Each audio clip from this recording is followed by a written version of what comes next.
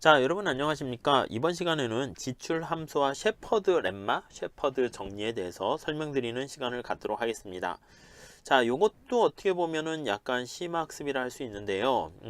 약간 우리가 이제 각각의 수요 함수와 뭐 지출 함수, 보상 수요 함수 이런 거의 관계를 설명하는 건데 한 번쯤 좀 체크해 두실 필요는 있을 것 같습니다. 자, 그래서 여기 보시면 지출 함수와 셰퍼드 렘마 정리에 대해서 설명하시오 해서 순서는 이런 식으로 설명을 드리고자 합니다. 그래서 지출 함수가 무엇을 뜻하는지 지출 함수를 한번 도출해 보고, 자, 그 다음에 보상 수요 함수에서 지출 함수를 구하는 그 과정에 대해서 한번 체크해 보도록 하겠습니다. 자, 그래서 순서대로 한번 볼까요? 자, 먼저 지출 함수란 무엇인가 한번 의의를 한번 적어 보도록 하겠습니다. 자, 지출 함수라는 게 지출이니까 expenditure function 이렇게 얘기합니다. 자, 1번 이렇게 할까요? 그래서 지출 함수라는 것은 말 그대로 지출이에요. 지출. 그래서 지출 expenditure function 이렇게 얘기할 수가 있고요. 얘는 주어진 효용을 달성하기 위해서, 그래서 제약 조건이 주어진 효용 수준을 달성하기 위해서 자, 필요한 지출액, 근데 최소한의 필요한 지출액이 얼마인가 이겁니다. 그래서 다시 정리하면 필요한 최소한의 지출을 의미하는 함수다, 이렇게 정리하시면 될 것 같습니다. 자, 우리가 보상 수요 곡선하고 지출 함수가 굉장히 관련이 있습니다. 보상 수요라는 게 어떻게 얘기했었습니까?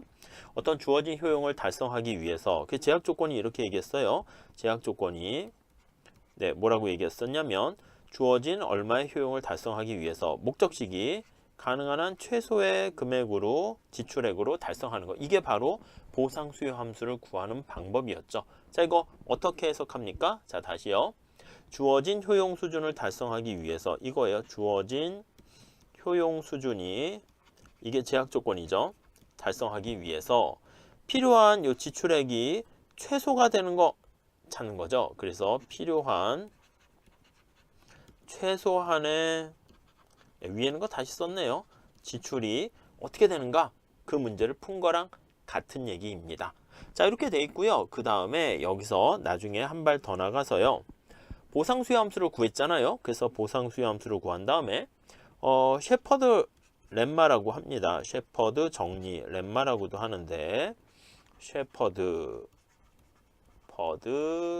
렘마 이렇게요. 자, 요걸 통해 가지고요, 우리가 지출 함수를, 얘는 지출 함수를 보상 수요 함수로 전환하는, 그게 바로 셰퍼드 렘마가 되겠습니다. 자, 그래서 요 둘과의 관계는 지출 함수를 구했잖아요. 보상 수요 함수로 이렇게 전환하는 거, 이게 바로 셰퍼드 정리다. 이렇게 정리하시면 될 것 같습니다. 아셨죠? 자, 그래서 두 번째 한번 직접 한번 구해 보도록 하겠습니다. 자, 두 번째.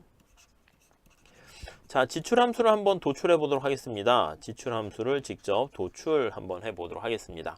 자, 우선 효용 함수를 이렇게 한번 할까요? 우리 앞에서 우리가 좀 전에 다른 영상 보면 효용 함수를 이렇게 했으니까 이걸로 가지고 주어진 효용 함수를 가지고 우리가 도출하는 거 한번 볼게요.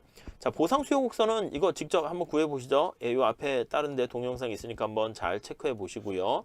자, 그러면 이게 어떻게 됩니까? 라고 하면은요, 이런 식의 관계를 갖게 돼요. 자, P, Y에다가 효용, 일정한 효용이고요. 그 다음에 3, PX. 자, 보상 수요는 뭐라고요? 그렇죠. 이렇게 일정한 효용을 달성하기 위해서 최소의 지출액이 얼마인가, 그걸 찾아낸 것이고요. Y도 마찬가지입니다. Y도 이렇게 도출한 결과를 한번 살펴보시면은요. 네, 그렇게 됐을 때 똑같이 PX 효용 얼마, 그리고 여기는 3, PY 이렇게 돼 있습니다. 여기 이제 보상 수요 함수가 되는 거예요. 네, 이렇게 한번 박스로 해 놓을까요? 이게 바로 뭐라고요? 보상 수요 함수, 이렇게 돼 있는 거예요. 이게 보상 수요 함수. 그래서 C라고 이렇게 붙여주기도 합니다. 네, 이렇게 돼 있습니다. 자, 보상 수요 함수를 지출의 크기를 의미하는 예산선에 대입을 하게 되면 바로 지출 함수를 구할 수가 있는 거예요.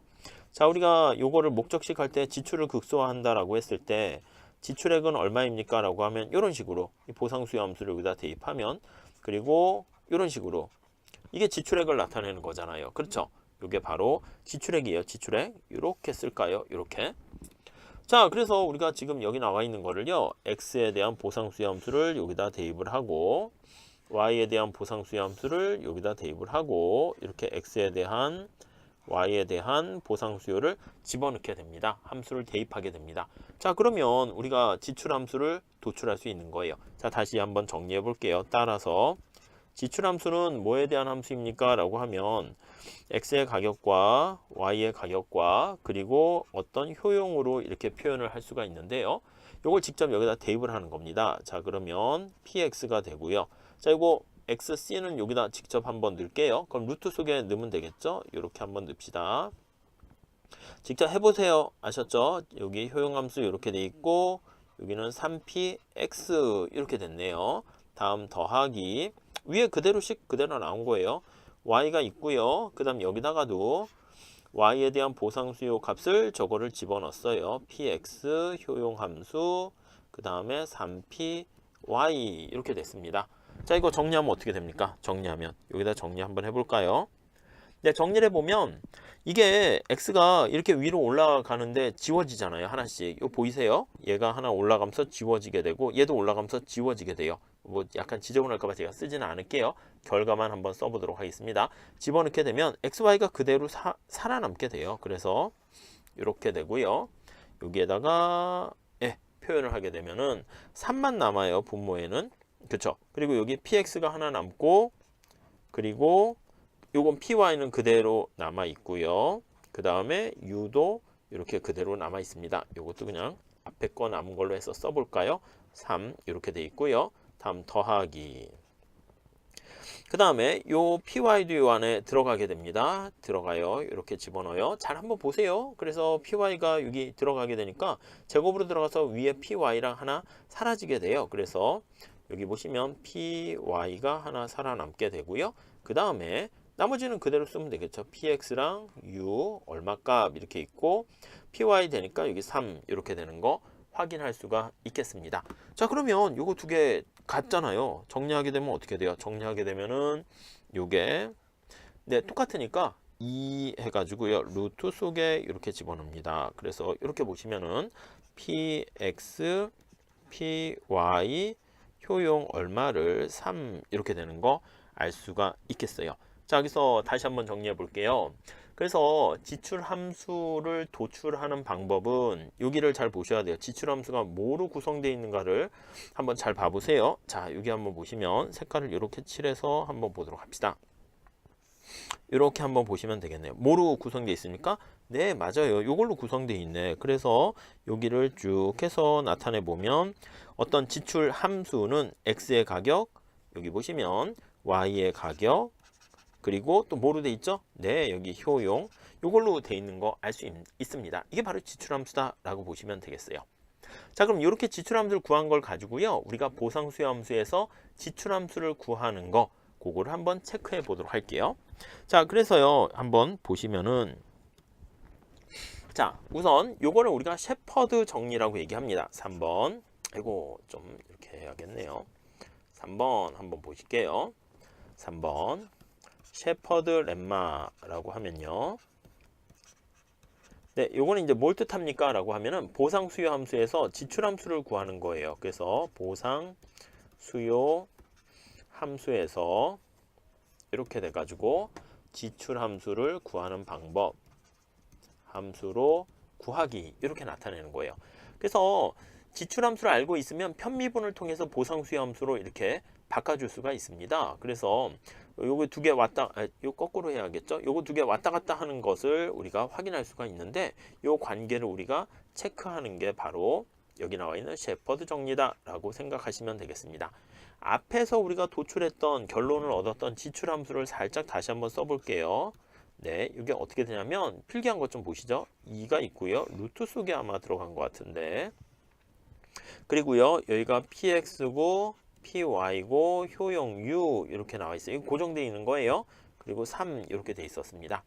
자, 그러면 요 지출 함수를요, 그 재화의 가격으로 나눠줘 보도록 할게요. 자, 무슨 말씀이냐면 요 지출 함수를 요거를 px로 미분할게요.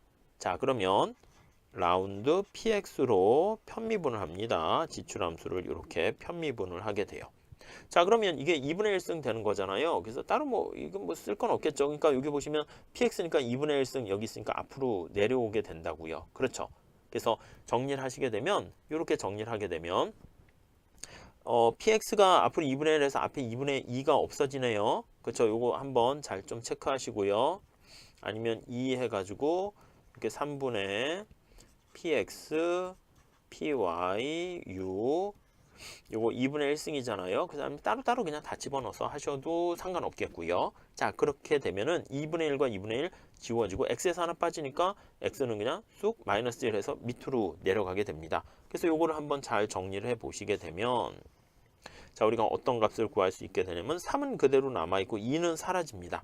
아셨죠? 그리고 여기 보시면 여기가 분모는 px 하나 남고, 왜냐면 마이너스 1 해서 하나 빠지게 되는 거잖아요. 그리고 분자에서는 여기가 py랑 그리고 효용 얼마 이렇게 얻게 됩니다.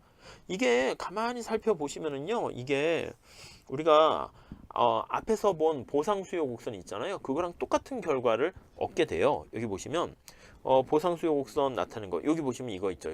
요거 보이세요? 여기 색깔을 제가 칠해 드릴게요.